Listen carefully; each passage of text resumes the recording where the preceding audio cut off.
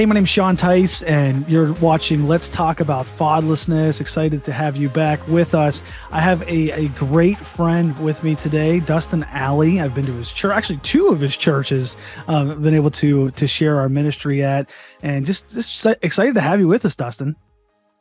Yeah, Sean, man, glad to be here, bro. And yeah, two churches, one down in Arizona and one in Bristol, Connecticut. And so we really try to get you all over the map there. Exactly. When I first came to Arizona, I didn't know you. I mean, I met you as the youth pastor. You were helping us get our RV park. We were on our Hope for Fatherless America national tour, traveling around, and you helped us out. And we kind of struck up a friendship there and got to know you guys. Went to Chick-fil-A with your family, and you guys had an awesome family. And then we got to go to Connecticut with you, and got to just experience an amazing thing in Connecticut. You had a hurricane come through, right? Or tropical storm. Yeah. And by the way, that tree that fell down while we were watching it at my house, still there. We're not moving it. In fact, I found out it's not even in my property. It's my neighbor's property, which I'm very thankful for. So now I don't even have to worry about it. That is awesome. That's awesome. So we've had some experiences together, right? We hung out at the Mexican restaurant. Man. Yeah. And when we showed our appreciation to missionaries, to you guys, and had you out for dinner, you guys remember that? We got to eat Mexican food in the back alley of the Mexican restaurant. Like, we didn't even take you inside. That was honestly high class. And so... Hey, well, you guys have a bricks and minifigs there close to your church, and my kids love that. So that we do. That definitely made up for it. So and you gave us a place to stay. We were in an RV, and we didn't want to stay in that hurricane for the tropical storm hurricane thing. And so that was, which one was that? Which hurricane was it? Do you remember the name? I don't remember the name. I just remember what that was. That was 2020, wasn't it? Yeah. Yeah, I think it was 2020. And then, because you were supposed to have come up earlier in the year for a missions conference, and we had to go digital on that one. And then you ended up coming up later in the year. And it was in the back alley there. And then the kids at Bricks and Minifigs, it almost shut down twice since you've left. And it's been either bought or just reopened, or they've trying to revitalize it. I think I'm going to put them in touch with a church revitalizer because they need some help there. But that's a whole nother story. Nice. That's awesome. And I know you're a Broncos fan, right? Absolutely. You're having a rough year. And I saw your Steelers helmet there. And so I wasn't going to say anything, but sorry. I had to what is it? It's a rebuilding year. Yes. We've been rebuilding for a while, and we went through, Super Bowl 50 was our claim to fame. And then the head coach had a heart attack. And since then it's been a coaching and quarterback carousel. Oh man. Yeah. And then this year it's like, okay, we got Russell Wilson last year. All right. It didn't pan out. Wait, we have Sean Payton now. Oh yes. This is going to be great. Wait, you hired our former head coach to lead the defense. Okay. All right, Sean, I trust you. Okay. All right. And then here we are 1-4. So Broncos fan. Yay. Hey, I'm a Steelers guy, and we're barely squeaking by. And our defense is winning our games. But anyway, we didn't come on here to talk about championships, football. Though. So you got true. Something else to talk that about. Is true. We'll do this another day. That is true. But it's so great to have you. And I wanted to have you on to really. I know when we met, you shared your story with me, and that's what we talk about on here: fatherlessness. And one of the things I love to capture is stories of transformation, stories of hope, because so many fatherless individuals, they end up becoming a statistic, and they go down a path of, honestly, a lot of times is destruction. And so we try to share stories of inspiration, saying, hey, this is what you could become if you give your life to God, if you follow God. Yeah. And so as I was thinking about, who should we have as other guests? And you just popped in my head. I was like, I need to capture Dustin's story. And so tell us first about where you're at. Like, what are you doing now with your life? I know you're successful. Tell us some of those things, and then we'll dive into your story. Well, you're very kind with your words. The things I'm doing now, I am pastoring at Liberty Baptist Church in Bristol, Connecticut. I'm married to my high school sweetheart. We went to different high schools. That's how we remain sweethearts. And we have been married for 17 years this year. We've got 3 kids, 12-year-old boy, a 8-year-old boy who turns 9 in January, and a 7-year-old girl who just had her birthday. I'm pastoring. I am pursuing my doctorate in leadership from Liberty University. I have one more class left before I'm officially considered a doctoral candidate. Right now it's just doctoral student. I am hosting the Men After God podcast and have started the After God movement, where we help men achieve success with a thriving faith and family. We have a weekly show with interviews right now. We've got a Facebook group, facebook.com/group/Men After God, and you can jump in there and we're doing weekly coaching content now, just really connecting with guys. Our beta group coaching program launches as of this recording. It launches tonight, and so we're excited about that. Working on a book that talks about becoming a man after God and the 5-pillar framework that God kind of gave me after I just crashed and burned is the best way to say it, and kind of recovered from that. I want to pass that along to other guys, and so that's what I'm doing right now. Not much. You're a little bit busy, right? A little, yeah. I also get to coach my son's little league baseball team. Awesome. That's been a great time. And then other kids are involved in sports, so I get to be dad and just go sit and watch and really enjoy that time. Yeah. And I've always enjoyed your energy ever since we've met. And when you were in Yuma, and you can tell that you have that military background, right? You have that energy and that organization mixed together. And tell us about that. Tell us about your military career. Yeah, sure. So, we're kind of working in reverse order here. So I'll just go right after high school. I joined the Marine Corps. I graduated in May of 2006. By July 23rd, I was in boot camp. And then that October, I graduated from there and got married to my wife a couple months later in December. But my time in the Marine Corps, I was an air traffic controller for 9 years. I did 2 tours in Afghanistan. Was blessed to never see combat or anything. Made some good friends and some really poor choices early on. But it was my first trip to Afghanistan that God used to help kind of bring me back to Him. You mentioned the organization. The funny thing, Sean, when you first met me in Yuma, I was an assistant pastor at Chad Matheny, which I love dearly, and I'm so thankful for him. And I was the administration guy. I was the one that organized the events, I'd put everything together, I'd contact people, I'd do all that. I have found since stepping into the lead pastorate role, I can't do both. And so that organization side of things, like, it's still there, but for the execution of it, I really lean on other people. But the Marine Corps, again, taught us that in delegation and various different things. I've learned it a lot more over the years, but it was the Marine Corps that I leaned into and God used to help really change my life trajectory. People I met in there, I would not be pursuing after a doctorate if it wasn't for Corporal Joshua Summers, who was counseling me within my first couple months at my duty station. And he asked me, so what are you going to do after the Marine Corps? I said, well, I'm going to be an air traffic controller. He said, yeah, but so is that guy. What's going to make you different? Like, I'll have experience. He goes, so does he. So what do you do? I'm like, I don't know. He said, you're going to get a degree. I'm like, no, Josh. Corporal Summers. I joined the Marine Corps so I wouldn't have to go to college. I never wanted to go to college. I was going to go to the Marine Corps, retire out of there at 37, which I'm about a year away from. And that was it. That was my life. And he said, nope, you're going to go to college. And so I ended up taking my first class, which is like Introduction to Computer Science. They taught me how to use Microsoft Office Suite. I did well. And now here we are 2 degrees later pursuing after a doctorate. But God used the Marine Corps and my time there to really change the trajectory. Again, in Afghanistan, I met a man who was a Christian. We were doing 12-hour night shifts, and I was going to be taking over for him. So this is as I was transitioning in, he was transitioning out. And he's witnessing to me, doing what a Christian should do. And I can't remember his name. I wish I could find him and then just like, hey, I want you to know what your conversations did to my life. But he got me thinking about it. And I pushed back. Like at the time, Sean, I mean, as agnostic as I could have been, I'm pushing back. I want to see all of the biblical writings. I mean, I had watched Da Vinci Code, so I was pretty much an expert. And so knew that I could ask these things. And he didn't have an answer for me. And but ultimately, again, it was me needing to find my faith in Jesus. And then while I was there, 12-hour night shifts in the dark, alone in a tower. I had a lot of time to think. And I had access to the internet there, and I got to spend time, researching different stuff, watching a lot of movies. This is not an admission of guilt, but if there is a desire to find out how all the piracy happened in the the 2000s, 2010s, it was probably because of the military, but that's another story. And so Kazaa and Pirate Bay were our friends. But while I was there, I watched National Treasure and got turned on to Freemasonry. And I was like, oh, I want to check into this. Well, Freemasons require you to believe in God. And it was that I said, well, I don't really know what I believe about God. I pushed against it growing up, or I pushed against it at 13 years old and kind of never explored it for myself. So it was at that point I ordered my first study Bible. I read the book of Matthew for the first time, and that was 2012.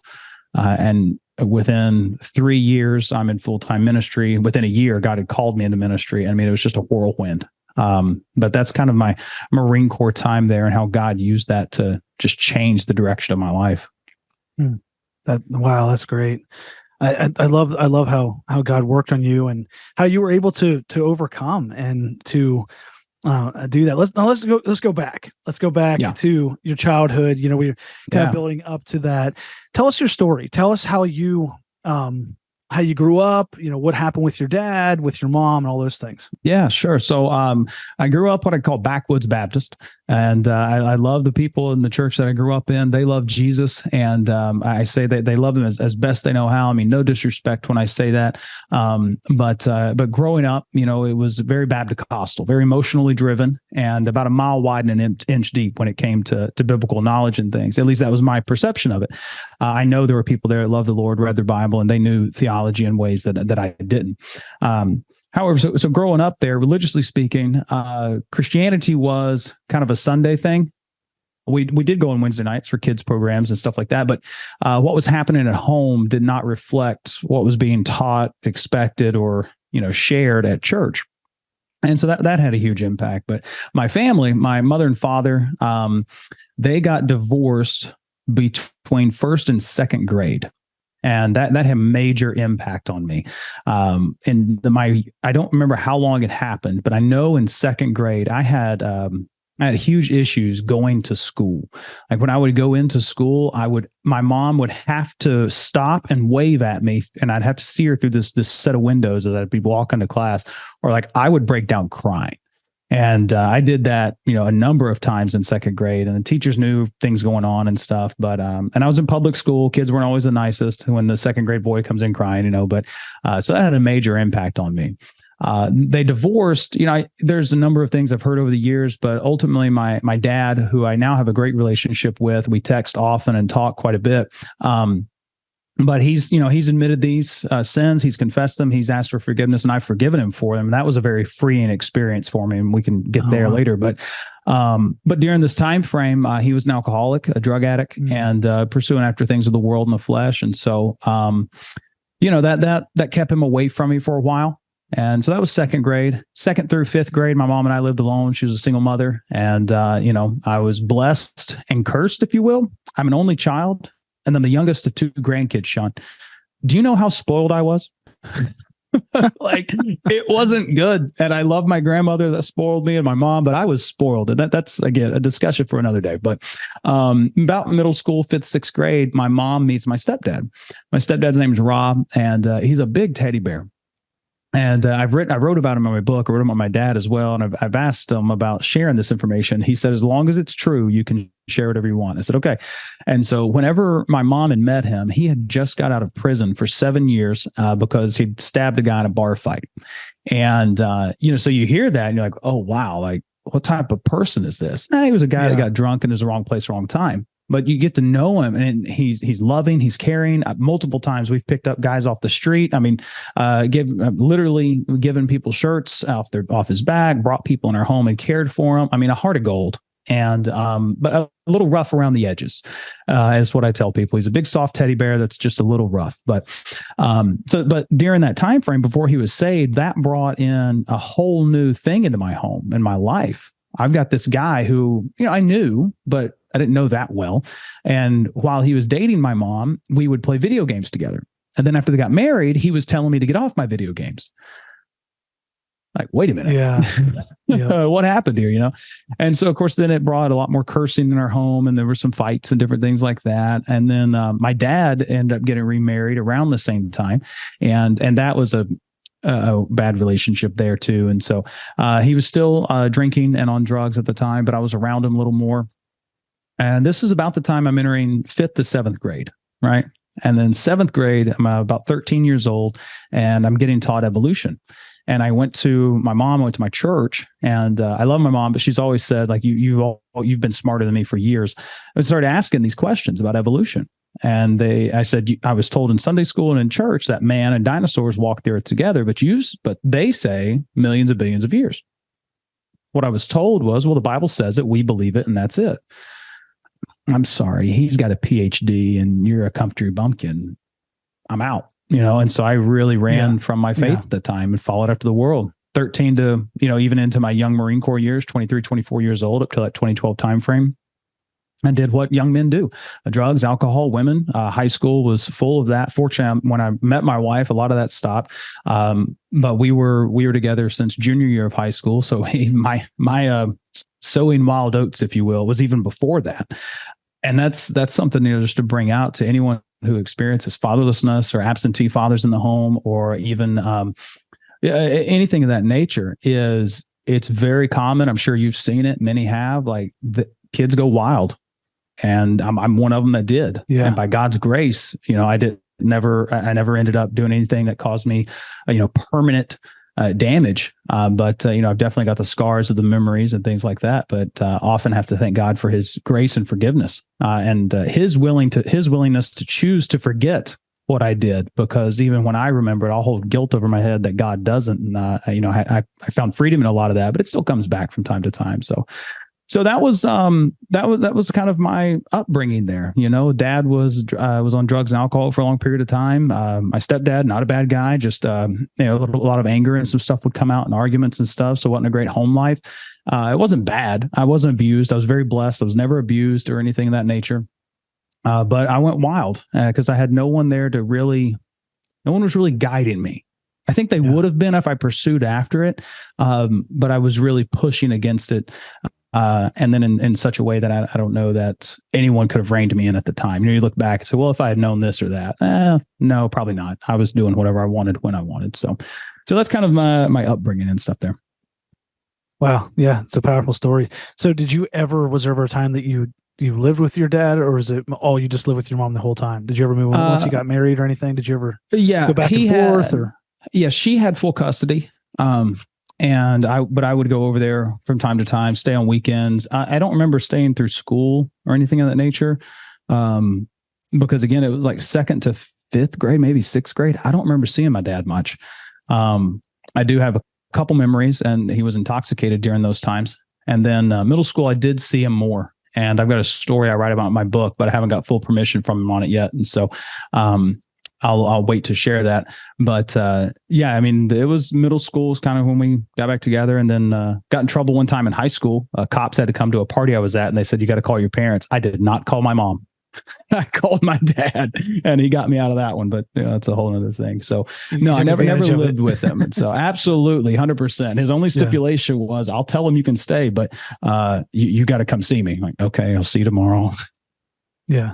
Wow. Okay. So speaking to the fatherless generation out there, if you're talking to fatherless guys, maybe young adults, one of the things that I appreciate what you said was how you've overcome your past and the past mistakes you've made. And speak more on that. How did you do that? Because sometimes people have a hard time. A lot of times people have a hard time overcoming their past, and they think they keep being reminded of the mistakes they made, and it just continues to mess with their head. What's some things that you would recommend doing to overcome that? So I think going to the Marine Corps was my way of proving I wasn't my past and I wasn't my upbringing. I got enough of a rebel in me that I would look at some people and say, I don't ever want to be that. And that was a driving force for me for a long time. And so going to the Marine Corps, I was going to the best of the best, the few, the proud, the Marines. They really don't humble you there. I mean, it's a humbling experience, but as soon as you're humbled, they build you right back up with the pride of being a Marine. And so, I did that. That was something, just kind of proving myself over and over. And I found myself in this vicious cycle of just I always had to be the best, always had to be the best. And I still have some of that, just my own drive and ambition, but I think it's more tailored now with less disappointment or things of that nature. And obviously more gospel driven, more driven towards things of the Lord than, my own personal ambition. But, so the Marine Corps was part of my escape from that and kind of proved to myself who I was.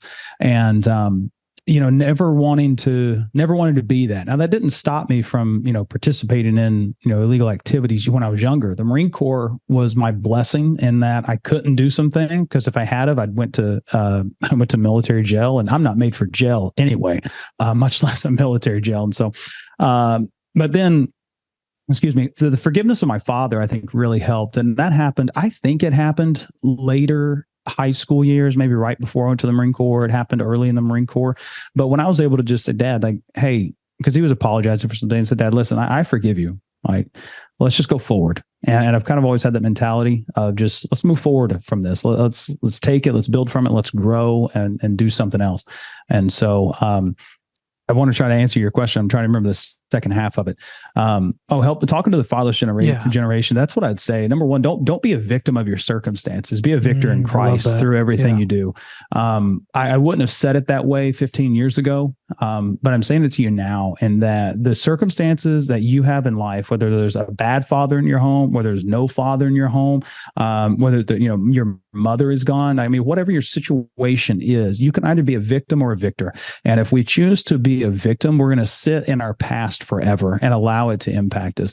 But if we make the decision that my life will go on, and my life will honor those it needs to honor. Maybe if someone passed unexpectedly in the loss of a parent, or forgive me, this is a rebel in me, and I don't know if a pastor should be given this counsel. My life will be better than, because I am not where I came from. And honestly, if we direct that I am not where I came from because of Christ, then I think that can be healthy as long as it's done well. Because that's really now my passion and drive comes from the desire of reaching into people's lives that either been where I'm at or where I was, and helping them go to, where I am and where I want to be. Because you mentioned success earlier. And we use it in Men After God. We help men achieve success with a thriving faith and family. Man, success is one of those things that from the outside, everybody goes, wow, that guy's successful. But the person who is successful usually sits back and goes, I'm nowhere near it. And that's really where I am. I'm definitely in pursuit of Christ and failing daily, but it's part of the journey. And so the biggest thing I would say to a fatherless generation, and to anyone who hears this, if you know someone that's fatherless, do not point that out to them all the time. Oh, it's so sad that your dad's gone. It's sad that your dad's not a part of your life. If your dad was this, if your dad was that, quit blaming the father. Because if the father isn't actively participating into the home, yes, he's made a mistake. Yes, it's going to have an impact. But unless you empower the individual that's been infected by someone else's decisions, you're going to allow them to continue to sit underneath victimhood because of someone else's decisions. So we've got to raise people up and elevate them and show them what they're capable of. The Marine Corps did that. Corporal Summers did that when he got me to take a college class. I thought I was an idiot. I graduated high school, 6th in my class from the bottom. Now I've graduated with a Bachelor's of Science from Embry-Riddle Aeronautical University, cum laude, and I've graduated with a 3.8 and a Master's of Religious Education and Biblical Studies, and I've got about a 3.8, 3.9 in my doctoral studies right now. But I never would have done it if someone hadn't elevated me up to it. So I don't say all that to brag. I say that glory to God, number one, and number two, it's because someone saw something in me, and they helped draw it out. And so if you're trying to impact a fatherless generation, find their gifts, strengths, and abilities God has given them and draw that out, but don't continually point back to what put them in their situation. Point them forward to who, Jesus, is going to take them out of their situation. That's so good. And as we continue this, we have a few minutes left, and I want to kind of finish with this question. As we go to churches, we hear this question from different guys that are becoming dads. They grew up without a dad, and they're like, "How do I be a dad when I didn't have one?" And so you're doing that. You're with your show you have, and you're teaching men. Speak to the man that is about to be a dad, about to be a husband, and give them some advice. What would you say to them about, hey, this is how to take what you didn't have and make it something? Oh man, you know what? I tell you what, Sean, when you find the guy that can answer that question well, point him in my direction. Because I'm going to tell you that is a struggle. And I find myself, I've been told this, and then I finally saw it one day, but I parent like a Marine, and it's not always a good thing. Because that was my upbringing. That was when I transferred into adulthood. Right.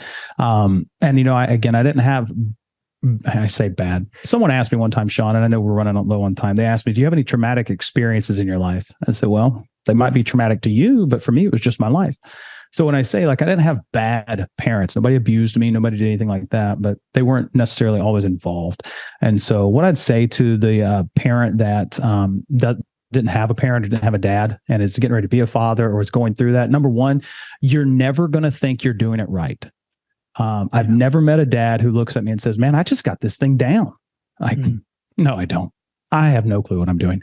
There's some guys I see just doing it so well, and I'll talk to them, and even they had parents, and they're experiencing the same thing. So number one, get over the guilt of doing it right and do your best. Something God showed me in the last year or so, and you can do this with your kids and with anyone. As fathers, we like to provide. We like to make sure everything works well. Bills are paid, vacations are taken, and we want to do a lot of stuff we want to do a lot of stuff for our kids, our spouse, and everything like that. We want to do a lot of stuff for Jesus. Jesus never called us to do things. He called us to abide. He called us to be with him. Doing things for Jesus and doing things with Jesus. Doing things for Jesus and doing things with Jesus are two different things. Doing things for your kids and doing things with your kids are two different things.